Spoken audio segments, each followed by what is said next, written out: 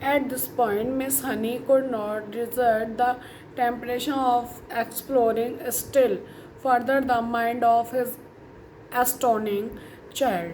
She knew that she ought to be paying some attention to the rest of the class, but she was altogether too ecstatic to let the matter rest. Well, she said, pretending to address the whole class, let's us leave some off for the moments.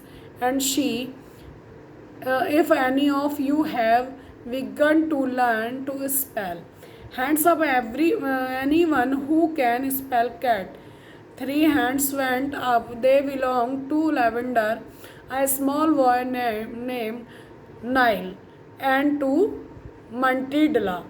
Spellcut Nigel. Nigel spread it. Miss Honey now decided to ask a question that normally she would not have dreamed of asking the class on it first day. I wonder, she said, whether any of you three who know how to spell cat have learned how to read a whole group of words when they are strung together in a sentence. I have, Nigel said. So have I, Lavender said. Miss Honey went to back the backboard and wrote his her white chalk the sentence. I have already begun to learn how to read long sentences. She had purposely made it difficult, and she knew that there were precious few 5-year-olds around who would be able to manage it. Can you tell me a what that say, Nigel? She asked. That too hard, Nigel said. Lavender. The first word is I, Lavender said. The can any you read the whole sentences? Miss Honey asked, waiting for the yes that sea field curtain was going to come off. Melidia. Yes, Melidia said. Go ahead, Miss Honey said. Melida read the sentence without any hesitation at all. That really is good, very good indeed, Miss Honey said, making the understatement of her life. How much can you read, Matila? I think I can read most things, Miss Honey, Mandela said, although I am afraid I can't always understand the meanings. Miss Honey got to her feet and walked smartly out of the room. What was back in 30 seconds carrying two thick book. She opened it at random and placed it on Mandela's desk. This is a book of Hermes poetry. She said, you can read that one aloud, smoothly without a pause, and at a nice speed. Mandela begins to read at digging. A crew found a rather large mouse in his stew.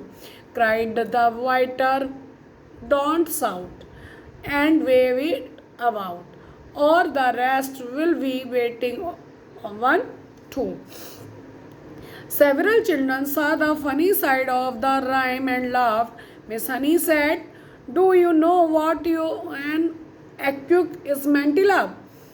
It, it is some who is dainty with his eating, Mandela said. That is correct, Miss Honey said. And do you happen to know what that particular type of poetry is called? It called Lermake, Mandela said. That a lovely one, it is so funny. It's famous one, Miss Honey said, picking up the book and returning to her table in front of the class. A witty limerick is very hard to write, she added. They look easy, what they most certainly are not. I know, Mandela said. I have tried quite a few times, but mine are never any good. You have you? Have you? Miss Honey said. Honey ने कहा. More startled than ever. Well, Mandela, I would very much like to hear one of these limericks. You say you have written. Could you try to remember one of us? Well, Mandela said, hesitating, I have actually been trying to make up an one about you, Miss Honey, while we have been sitting here. About me, Miss Honey cried. Well, we have certainly got to hear that once, have not we? I do not think I want to say it, Miss Honey. Please tell it. Miss Honey said, I promise I want to mind. I think you will. Think you will, Miss Honey, because I have to use your first name to make the things rhyme, and that's why I don't want to say it. How do you know my first name? Miss Honey said. I heard another teacher calling you by it just before we come in, Malidal said. She called you Zenny. I insisted. Upon hearing this limerick, Miss Honey said, smiling one of her rare smile, stand up and registered it. Certainly, Mandela stood it up and very slowly, very nervously, she received her limerick. The thing we all ask about Jenny, surely there can't be many you girls in this place with so lovely a face. The answer to that is not any. The whole of Miss Honey, pale and pleasant face, blushed and brilliant scarlet. Then once again he smiled. It was a much wider one. This time a smile of pure pleasure. A long time ago, there was a band of decoys who went about taking people and noting them.